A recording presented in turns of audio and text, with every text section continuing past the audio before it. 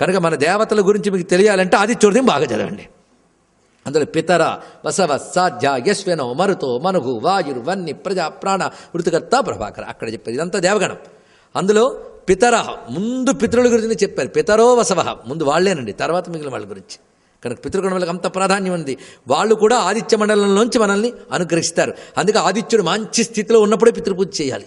కుతపకాలం ఆయన చక్కని చండ లక్షణంలో ఉంటాడు ఆ సమయంలో. అందుకే అంత ప్రాధాన్యం అన్నది.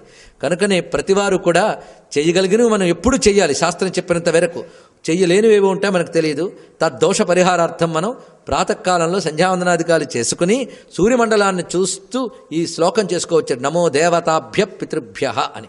ఇంకా పూర్తి శ్లోకం కూడా శాస్త్రంలో మరొక చోట కనబడుతున్నది.